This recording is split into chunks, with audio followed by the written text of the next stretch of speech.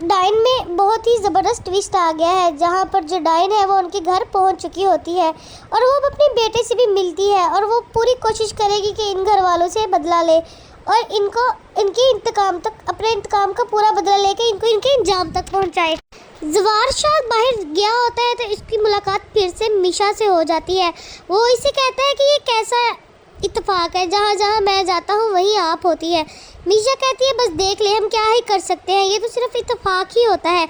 اتنی دیر میں زوار شاہ احمد نکلتا ہے، کہتا ہے کہ مجھے آپ سے ایک بات کرنی ہے۔ پھر وہ پوچھتی ہے کیا بات کرنی ہے؟ زوار شاہ کہتا ہے کہ مجھے آپ سے شادی کرنی ہے۔ وہ ایک دم حیران رہ جاتی ہے، کہتی ہے آپ کا دماغ تو خراب نہیں ہو گیا، یہ کیسی باتیں کر رہے ہیں آپ، میں تو شادی نہیں کر سکتی آپ سے۔ وہ کہتا ہے آپ نے اچانک سے مجھے جواب دے دیا، تھوڑا سوچ تو لے، اس طرح مت کریں، مجھے آپ بہت اچھی لگتی ہے۔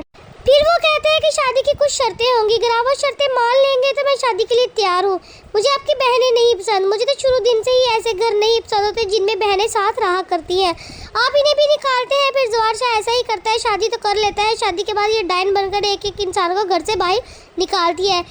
سب سے پہلے وہ اس گھر سے اس کی بہنوں کو باہر نکالتی ہے اور پھر اس کے بعد زوار شاہ کی بہنوں کو اور ان کے شوہروں کو بھی ساتھ ہی نکال دیتی ہے۔ پھر شباب کو بھی نکال دیتی ہے۔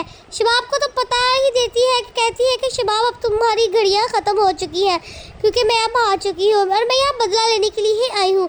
ان دونوں بہنوں کو بھی اسی طرح زخمی کرتی ہے جس طرح انہوں نے نہال کو کیا تھا، اور ان کے شوہروں کو بھی اس طرح بے دردی سے مارتی ہے کہ جس طرح انہوں نے نہال کو مارا تھا۔ اور اب ایسے ہی یہ ڈائن ان گھر میں آ کر اپنا بدلہ لے گی اور اپنے بیٹے سے بھی مل جائے گی، کیونکہ اسے پچھلا اپنا سب کچھ یاد آ چکا ہوتا ہے کہ کیسے اس گھر والوں نے ان پر ظلم کیے تھے۔